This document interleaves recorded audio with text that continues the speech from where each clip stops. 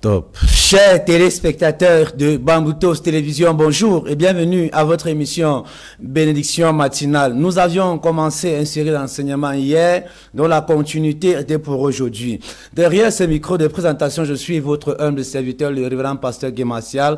Alors, mesdames et messieurs, et nous allons sans toutefois tarder prendre comme ça notre Bible dans le livre de Marc, le chapitre 10, le verset 49 et le verset 50, qui servira comme ça à l'objet de notre intervention de ce matin, et Dieu fera ce qu'il sait faire. Hier, nous avions commencé sur le thème le secret de la délivrance, et ce matin, nous allons pousser le pion encore plus loin, et plus nous allons beaucoup prier, et Dieu fera quelque chose dans la vie de quelqu'un.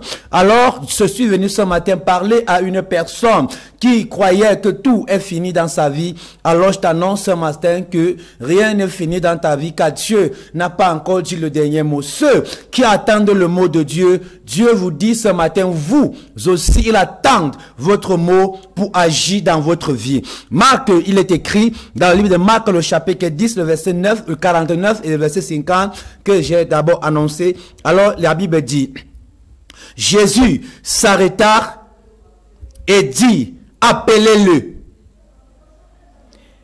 Il appela l'aveugle en lui disant, prends courage, lève-toi, il t'appelle.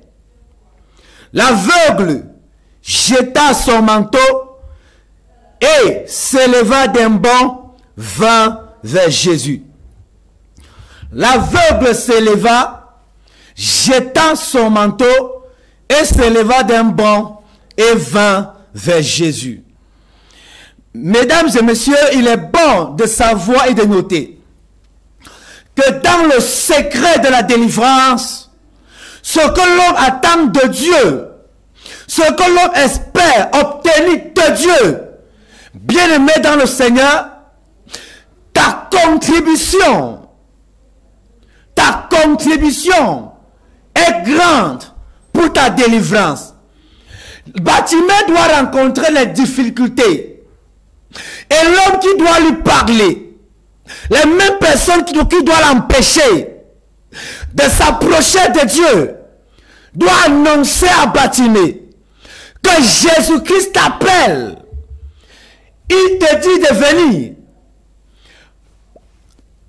Tes cris poussent toujours Jésus à s'arrêter, à prendre soin de toi, à écouter ton problème, à écouter ce que tu lui adresses.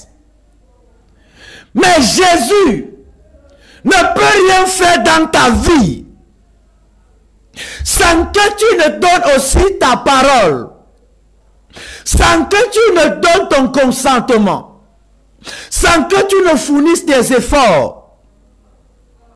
Jésus s'arrêta et dit, appelez-le. Lorsque Dieu t'appelle, il faut que tu répondes à l'appel de Dieu. Et la Bartimée doit répondre à l'appel de Dieu la plus belle des manières et de la plus belle des façons. Qu'est-ce qu'il fait? Pour aller vers Jésus, la Bible dit se dépouilla de son manteau et se leva d'un bond et vint vers Jésus. Beaucoup de personnes prennent des hommes de Dieu comme des bêtes, comme des stupides. Mais je viens ce matin dire à quelqu'un, tu peux tromper un homme de Dieu. Tu peux cacher quelque chose à un homme de Dieu. Mais à Dieu, rien n'est caché. À Dieu, tout est exposé. Dieu voit tout. Et Dieu connaît tout. Et lorsque tu te tiens devant Dieu, croyant le tromper, tu te fais du mal à toi-même. Ce n'est pas à Dieu que tu le fais, mais c'est à toi-même. Et c'est pour toi-même que tu fais cela. Il se leva et se dépouilla de son manteau. Le manteau que Bartimée a enlevé sur lui, le dépouillement de son manteau, c'est le deuxième secret de la délivrance. Toute personne qui attend une délivrance de Dieu doit manifester le désir du dépouillement. Le dépouillement fait pas. Le dépouillement, c'est une soif d'une délivrance authentique, d'une guérison authentique, d'une restauration authentique, d'un miracle authentique. Le dépouillement est la foi pour dominer son monde. Et Dieu, pour opérer dans ta vie, a besoin de ça. Il s'est dépouillé. Le dépouillement que Bartimée a fait était une confession.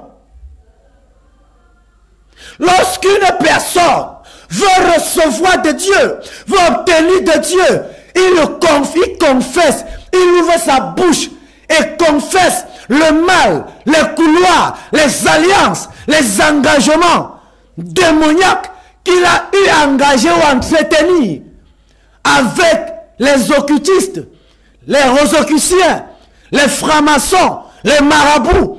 Et cela sert de force à Dieu et à ses hommes, à ses oins, d'opérer dans ta vie.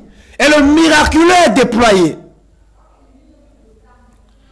Plusieurs personnes font souffrir les hommes, font souffrir ses parents. Et on passe le temps à pleurer, à implorer Dieu à ton sujet, à se lamenter, à se questionner. Et pourtant, toi, tu sais ce qui se passe.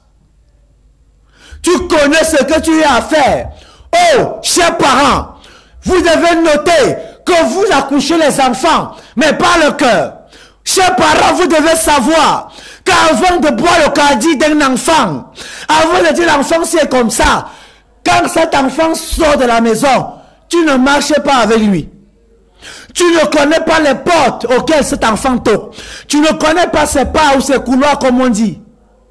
Tu ne connais pas.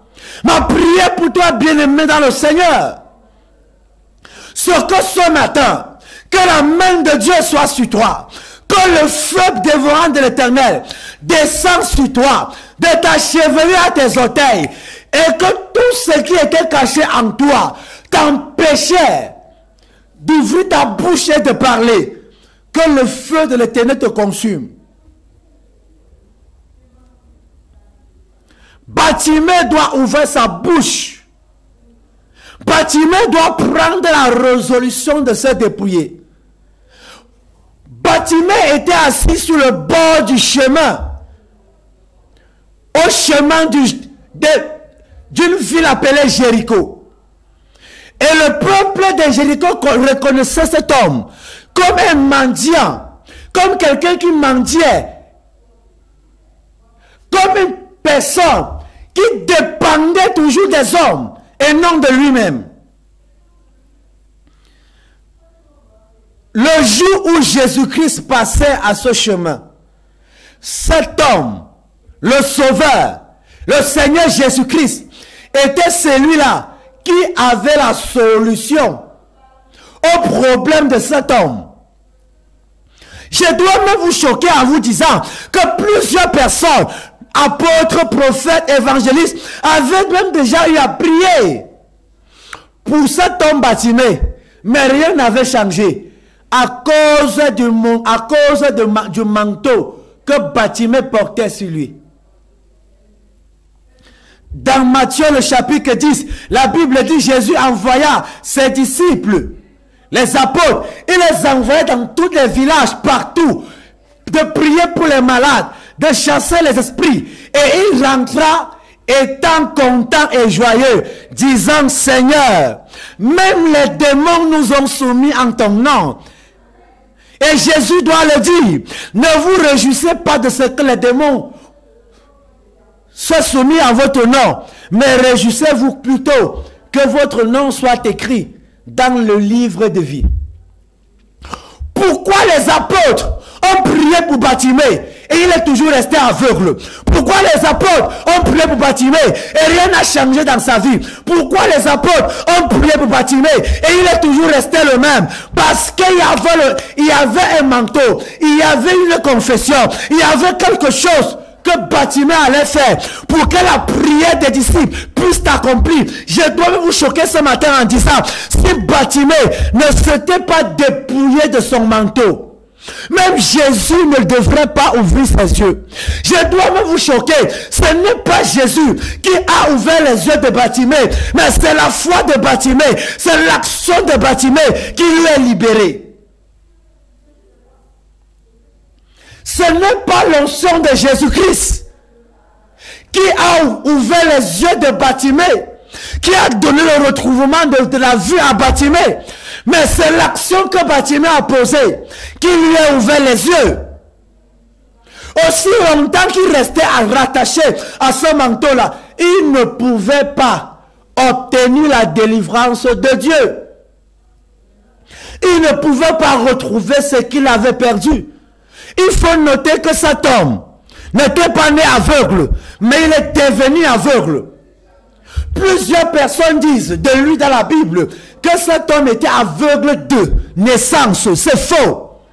Lorsque Jésus lui pose la question, que veux-tu que je te fasse? Que je fasse pour toi? Cet homme dit que je retrouve la vue. J'ai envie de dire à quelqu'un ce matin, lève-toi et prends conscience. Ouvre tes yeux. Qu'est-ce que tu as fait? Quelles sont tes pratiques? Quelles sont les écorces? Quelles sont les potions? Quelles sont les poudres magiques que tu as touchées? Qu'est-ce qui te maintient dans cette situation? Prends le bon exemple. Quelqu'un a chanté, n'aie jamais honte d'imiter le bon exemple. Bien-aimé dans le Seigneur, lève-toi ce matin, dépouille-toi, dépouille-toi. Dans ton dépouillement, tu dois confesser, tu dois dire ce que tu as fait. C'est pourquoi plusieurs personnes sont malades, ils pourrissent dans les hôpitaux, ils pourrissent sur les lits. L'hôpital même parfois rejette plusieurs personnes, ils refusent de mourir. Les gens disent non, c'est parce que les méchants disent plus longtemps que les justes. C'est faux. C'est faux. Il y a beaucoup de personnes qui sont malades. Tu dois mourir. Mais la mort même ne viendra pas te prendre. Tant que tu n'ouvres pas ta bouche et dis tout le mal que tu as fait. Tant que tu n'ouvres pas ta bouche et dis tout ce que tu as fait. Bien-aimé, la confession facilite la délivrance. Facilite ce que l'homme implore, demande à Dieu. Il faut savoir que Dieu n'a pas besoin d'une délivrance. Dieu n'a pas faim. Dieu n'est pas oppressé. Mais c'est plutôt toi, l'homme, qui a besoin de toutes ces choses-là. Il y a des actions que je dois poser. Beaucoup de personnes mentent aux hommes de Dieu, croyant faire du mal à l'homme de Dieu. Mon frère, ce n'est pas à l'homme de Dieu que tu le fais, c'est pour toi. Le secret de la délivrance. Le secret de la délivrance. Et je prie ce matin, au nom puissant de Jésus-Christ, que toute personne qui a ouvert le cœur devant Dieu, ouvert le cœur aux envoyés de Dieu, que la délivrance te localise ce matin au nom de Jésus. Que le ciel soit ouvert sur ta vie et que le manteau de délivrance tombe sur toi au nom de Jésus-Christ. Le secret de la délivrance. Arrête de prier, bien-aimé. On ne prie pas parce qu'il faut prier. On ne prie pas que pour bavarder. On ne prie pas que parce qu'on n'a rien à faire. Toute prière qui n'est pas exaucée, cette prière a un problème. Si tu pries 3 jours, une semaine, pour un seul sujet, pour un problème, et rien ne change, mon frère, il y a quelque chose qui ne tourne pas rond. Il y a quelque chose qu'il fallait faire. Donc vous n'avez pas fait ça. Que le Dieu Tout-Puissant te vienne en aide. Que le Dieu Tout-Puissant t'aide, te soutient et parle en ta faveur. Je viens ce matin prier et déclarer, au nom puissant de Jésus-Christ, sous l'onction de mon Père l'évêque du Docamdem, déclarer dans la vie d'une personne qui me regarde et m'écoute, qui est sous le son de ma voix ce matin. Partout où ta vie était tenue en captivité, dont tu avais connaissance, dont tu savais, pendant que tu prends tes responsabilités, pendant que tu prends ta destinée entre tes mains, pendant que tu adores en priant Dieu, en esprit et en vérité, que Dieu te rencontre dans cette situation et faire ressortir le miraculeux au nom de Jésus. Que dans ce problème, Dieu te rencontre et faire ressortir la délivrance au nom de Jésus-Christ. Il faut savoir et noter que personne ne peut recevoir de Dieu sans avoir l'esprit de vérité. Dieu dit, le temps est venu où ceux qui doivent m'adorer en esprit et en vérité. Il n'y a pas de spiritualité sans vérité.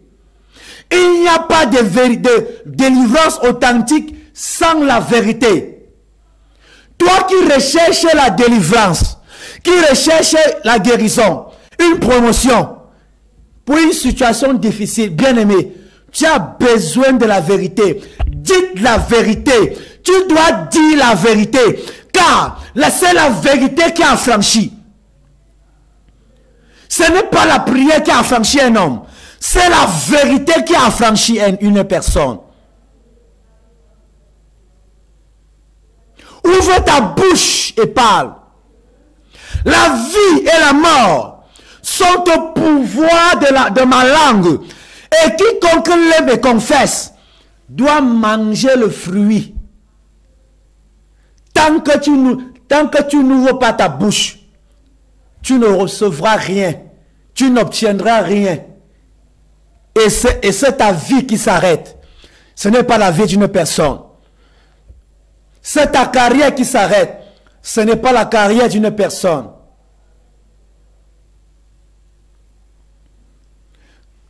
Si la vie et la mort est attachée à la langue d'une personne, bien aimé, même ce que tu demandes à Dieu est rattaché à ta vie. C'est à ton pouvoir. Tu as le pouvoir d'être libéré, comme tu as le pouvoir de rester dans ce problème, dans cette situation où tu te trouves maintenant.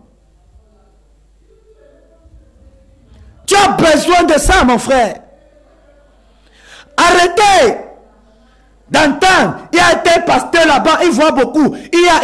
Moi, je fais partie des hommes de Dieu, de ces catégories d'hommes de Dieu qui ne voient pas seulement le Canada, mais qui font aussi parfois voir les choses mauvaises au sein de l'église exploser dans l'église. Pour que ça serve d'exemple à plusieurs. Ramenez-nous au temps où lorsqu'on mentait au Saint-Esprit en nom de Dieu, on tombait et on mourait. Ramenez-nous au temps où lorsqu'on mentait, lorsqu'on commettait un péché grave, touchant la délivrance, on mourait. Je prie pour toi cette semaine. Que cette semaine soit pour toi une semaine de grande libération, de délivrance, de confession. Que Dieu te donne le courage. Que le courage de parler, de se dépouiller, de se libérer, te soit donné. C'est la prière que je puisse faire pour toi. Que Dieu t'accorde la grâce de parler, de confesser. Il y a plusieurs parents qui m'écoutent, dont vos enfants ont des difficultés, ont des problèmes bizarres. Mais vous et moi, vous savez. Maman, toi, parent, toi-même tu sais. le pourquoi cet enfant s'ouvre comme ça. Tu sais. Mais tu parles de temps à dire, je fais quoi à qui? Je ne connais pas le mal. Je ne connais pas. Menteur. J'ai dit menteur. Sorcier que tu sois. Tu sais le pourquoi. Tu sais très bien que c'est en voulant gâter l'enfant d'autrui que c'est rentier sur ton enfant. Tu sais. Tu sais très bien que c'est que cet enfant souffre. Et ce dont tu voulais envoyer dans la vie d'une personne, ça a raté. Confesse. Tu le sais. Que Dieu vienne, que Dieu t'aide ce matin. Que Dieu parle en ta faveur ce matin. Que cette semaine, Dieu parle en ta faveur. Que cette semaine, Dieu te localise. Que cette semaine, Dieu ouvre le ciel en votre faveur. Que le jugement descende dans ta maison. Vous savez, Dieu dit, un ouvrier mérite son salaire. Là, c'est vrai. Mais j'ai envie de dire à quelqu'un, Dieu paye chacun selon ses œuvres. Ceux qui ont fait du bien recevront le salaire du bien. Ceux qui ont fait du mal recevront le salaire du mal.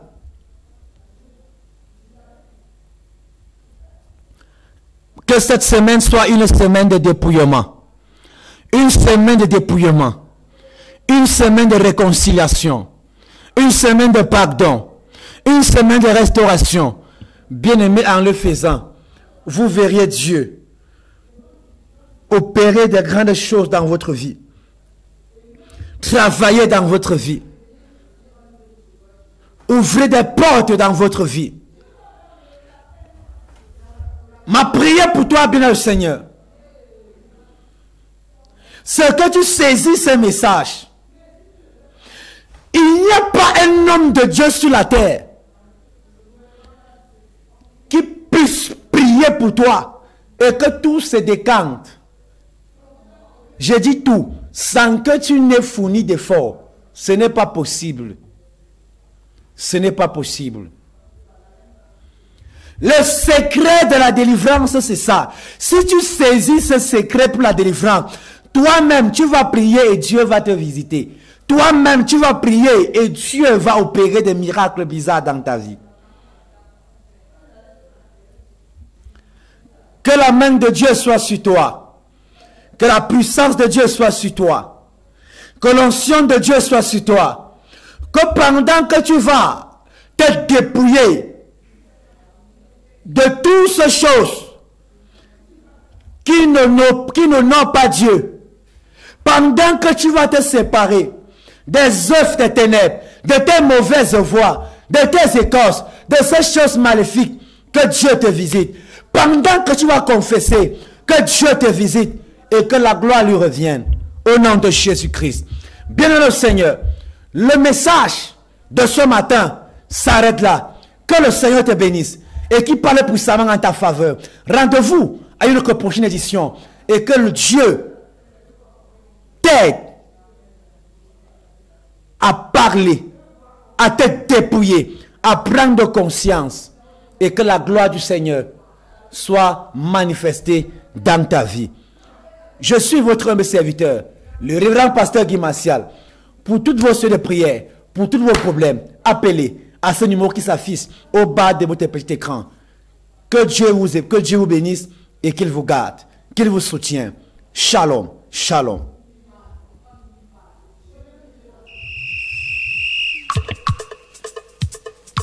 Désormais, pour dénoncer tout acte de corruption, de prévarication, d'abus et de torture commis par les gendarmes, appelez le 1501. Un message de la gendarmerie nationale. La gendarmerie, plus proche de vous.